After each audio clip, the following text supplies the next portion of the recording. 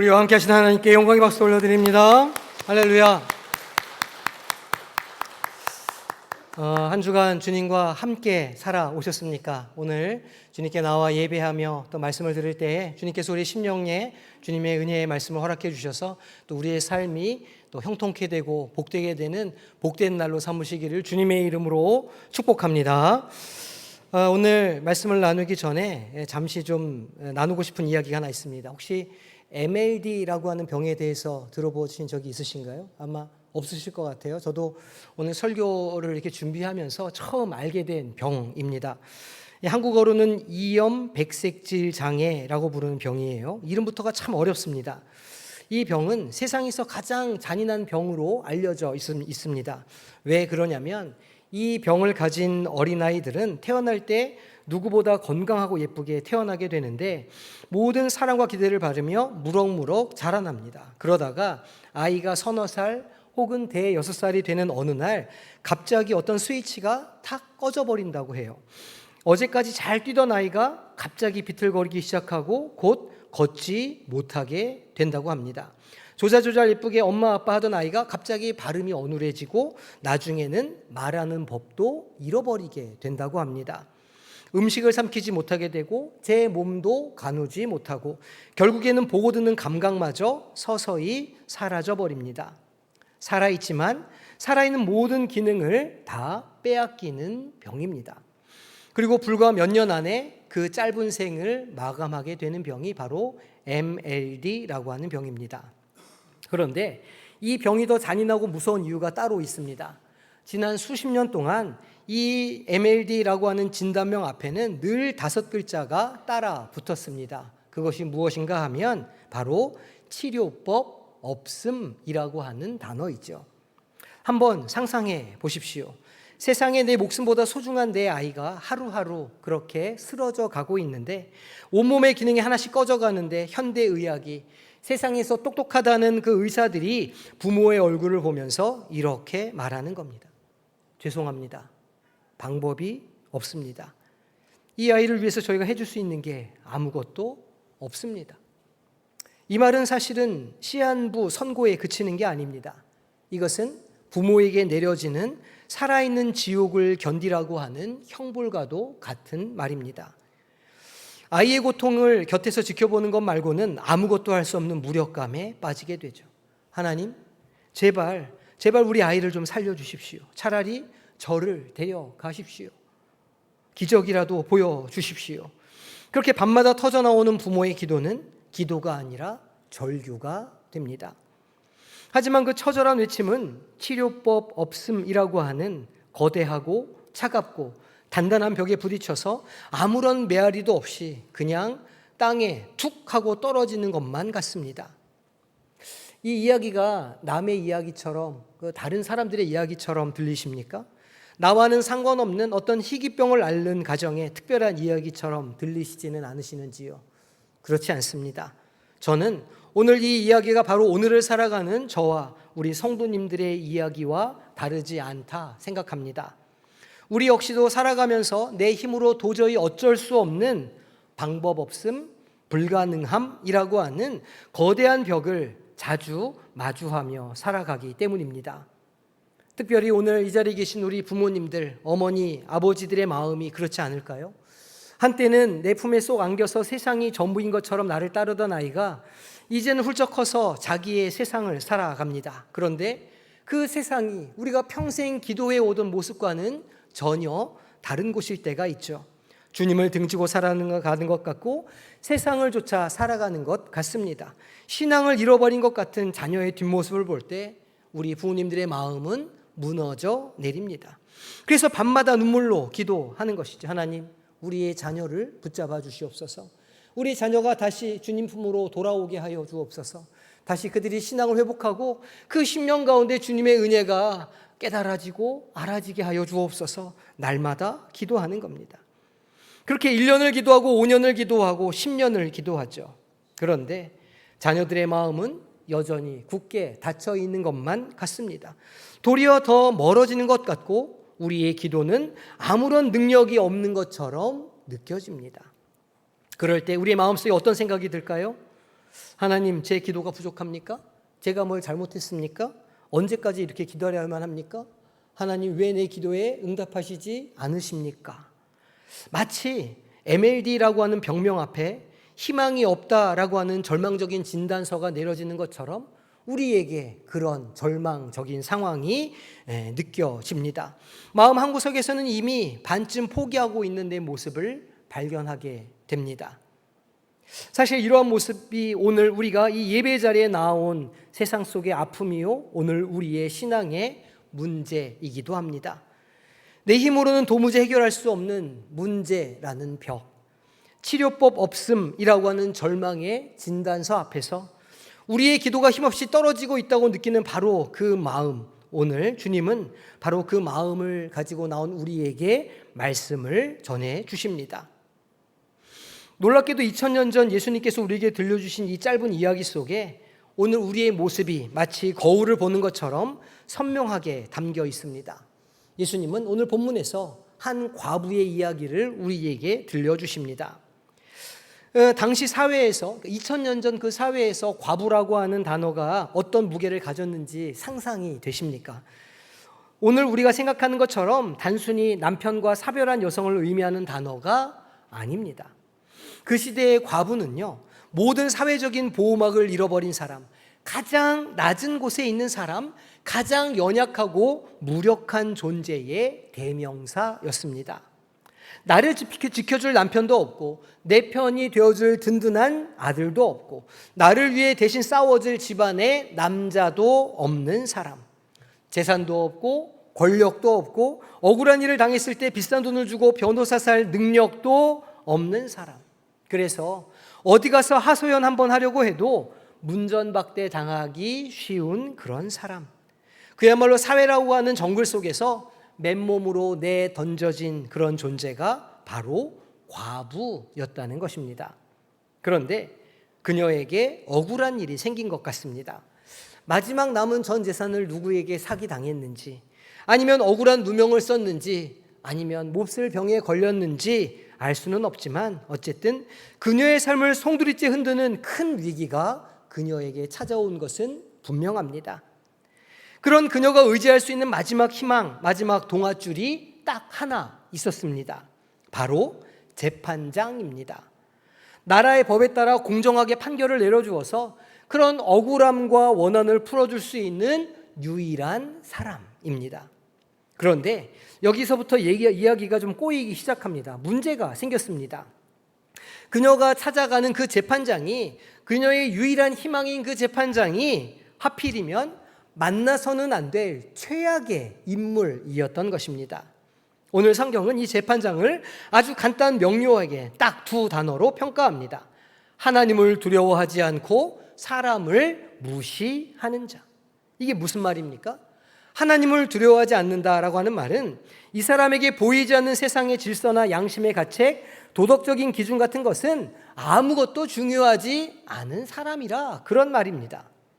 언젠가 내 삶을 심판하실 절대자가 있다는 사실을 믿지 않기 때문에 자기 마음대로 살아도 아무런 거리낌이 없는 사람이라는 말입니다. 하늘 무서운 줄 모르는 사람이죠. 그리고 사람을 무시한다 이렇게 말하는데 이건 어쩌면 더 무서운 설명입니다. 다른 사람들의 시선이나 평가, 자기에 대한 평판 같은 것들은 신경도 안 쓴다는 말이에요. 다른 사람들의 아픔이나 눈물, 고통에 대해서는 일절 공감하지 않는, 공감할 수 없는 지독히 이기적이고 냉혈한 같은 사람이라는 뜻입니다. 정의, 긍휼, 자비, 그런 단어들은 그의 인생 사전에 아예 존재하지도 않는 그런 사람입니다. 오직 자기 자신의 이익, 자기 자신의 편안함, 자기 자신의 기분만 중요한 불의한 권력자, 과부의 입장에서는 정말 피할 수 있으면 피해야 되는 최악의 상대를 만나게 되었던 것입니다. 상황이 눈에 좀 그려지시죠? 아무 힘없는 과부가 마지막 남은 용기를 다 짜내서 그 재판장의 문을 두드리는 겁니다. 재판장님, 좀 제발 억울한 제 사정을 좀 들어주세요. 제 원한을 좀 풀어주세요. 하지만 재판장의 반응은 어땠을까요? 성경에 자세히 나와 있지는 않지만 우리는 충분히 짐작해 볼 수 있습니다. 아마 쳐다보지도 않았을 겁니다. 귀찮다는 듯이 서류만 몇 장 이렇게 들여다보고는 그 여자에게 말했을 겁니다. 어디서 귀찮게 이렇게 구는 사람이 있어? 저 사람들은 좀 내 눈에서 보이지 않게 치워주세요. 이렇게 말했을 거예요. 차가운 눈빛과 경멸이 가득한 태도 앞에서 이 과부는 한 번 더 깊은 절망과 무력감을 느낄 수밖에 없었을 것입니다. 바로 이것이 오늘 본문이 우리에게 보여주는 우리 인생의 문제입니다.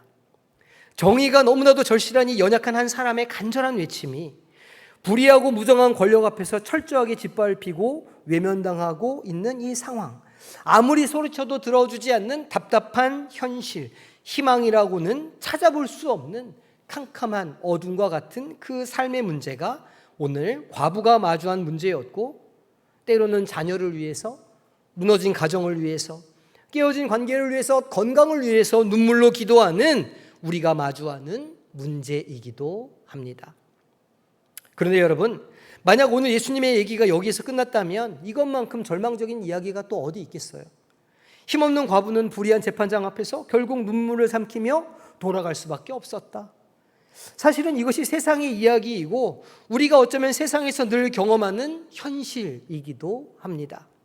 하지만 예수님의 이야기는, 주님의 복음은 그냥 그렇게 끝나지 않습니다. 이 절망적인 이야기 속에서 가장 빛나는 소망을, 가장 강력한 복음을 우리는 만날 수 있습니다.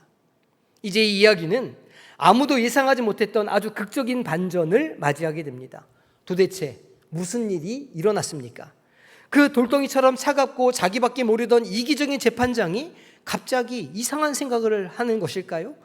그의 본성은 하나도 변하지 않았습니다. 그런데 그가 혼잣말을 하기 시작합니다. 저 과부 정말 지긋지긋하네. 내가 저 여자 때문에 정말 못 살겠다. 내가 저 여자의 원한을 풀어줘야 되겠다. 안 그러면 저 여자가 매일처럼 나를 찾아와서 나를 괴롭게 할 게 뻔해. 한번 생각해 보십시오. 이 재판장이 마음을 고쳐먹은 이유가 무엇일까요?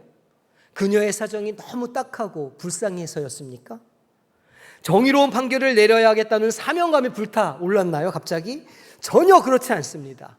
이유는 딱 한 가지였어요. 귀찮아서.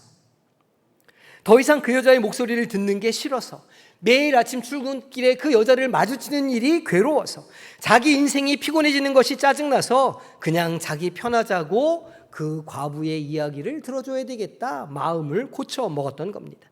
동기 자체는 아주 불순하고 이기적이죠. 그런데 성도 여러분, 바로 여기에서 이 말도 안 되는 이기적인 동기의 끝에서 예수님께서 우리에게 진짜 하고 싶으셨던 말씀을 해주시는 겁니다. 이 비유의 핵심과도 같은 한마디를 우리 마음 한복판에 찔러 넣으십니다. 바로 하물며라고 하는 단어예요. 우리 7절 말씀 함께 합독하겠습니다.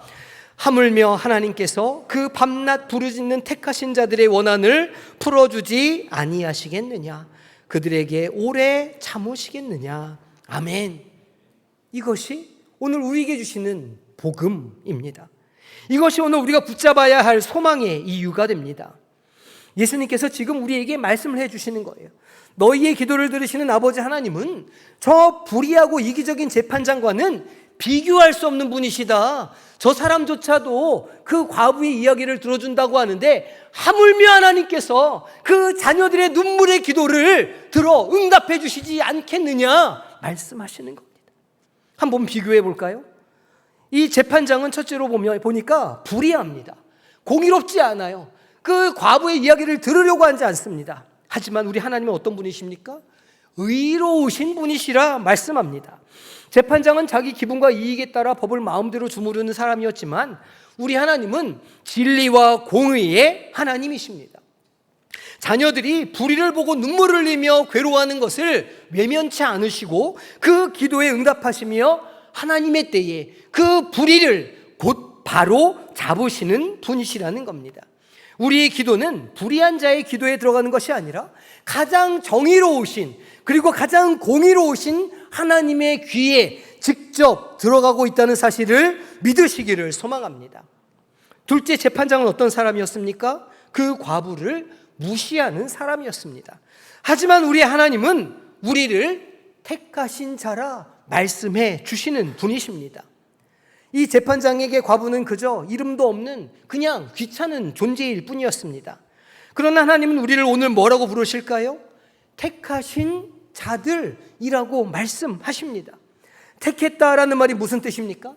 이 세상 수많은 사람들 중에 나를 불러 특별히 나를 구원하시기 위해 그 마음에 담아 주셨다는 이야기입니다. 너의 이름을 내가 기억하고 있다, 그런 의미죠. 너는 내게 그 세상 그 무엇과도 바꿀 수 없는 소중한 존재야 라고 하는 하나님의 그 마음을 우리는 여기에서 볼 수 있습니다. 우리는 하나님으로부터 외면당하는 존재가 아닙니다. 우리는 하나님 앞에서 그저 그런 사람들 중에 한 사람이 아닙니다. 우리는 하나님이 창세전에 택정하시고 예수 그리스도를 보내주셔서 우리에게 그 사랑하신다는 그 말씀을 증명해 주신 택정받은 사람인 줄로 믿으시기를 소망합니다. 세 번째, 재판장은 어떤 사람이었습니까? 마지못해 응답하는 완고한 사람이었습니다. 하지만 우리 하나님은 어떤 분이십니까? 사랑과 긍휼로 우리의 신음에도 귀 기울여 주시는 분이십니다. 재판장은 자기 편하자고 어쩔 수가 없어서 응답했습니다. 그러나 우리 하나님은 우리의 기도를 들으실 때 귀를 막고 저 하늘에서 인상을 찌푸리시는 분이 아닙니다. 도리어 가장 낮은 곳에 우리 사람의 몸을 입고 오셔서 우리의 작은 신음에도 응답하시기 위해 그 고통을 다 당하신 하나님이십니다. 그러므로 우리의 신음소리를 들으시고 우리의 연약함을 잘 아시고 우리에게 긍휼을 베풀어 주시는 분이시죠. 마지막으로 가장 중요한 차이가 있습니다. 재판장은 과부의 끈질길 요청을 번거로운 일로 여겼습니다. 하지만 우리 하나님은 그 밤낮 눈물로 부르짖는 우리의 기도를, 그 포기하지 않는 마음을 보시고 그것에 이름을 붙여 주십니다. 그것을 바로 믿음이라 말씀하시는 것이죠. 하나님은 우리의 기도를 통해, 우리의 쉬지 않는 간구를 통해 우리의 믿음을 보신다 말씀하십니다. 아, 나를 향한 신뢰를 아직 놓지 않았구나. 그래, 네가 이 절망적인 상황 속에서도 여전히 나를 붙잡고 있구나. 내가 너의 눈물의 간구를 보니 너의 믿음을 알겠다 말씀해 주시는 것입니다. 하나님은 우리의 그 믿음을 기뻐 받으시며 그 믿음에 반드시 응답하시는 분이신 줄로 믿으시기를 소망합니다. 우리 8절 말씀 함께 합독하겠습니다. 내가 너희에게 이르노니 속히 그 원한을 풀어주시리라. 아멘. 여기서 속히 풀어주신다 할 때 속히라고 하는 말은 우리의 시간표, 우리가 생각하는 때에 당장 내일, 당장 모레, 당장 바로 언젠가 그렇게 이루어진다는 뜻이 아닐 수도 있습니다. 그러나 이 약속의 핵심은 이것이죠.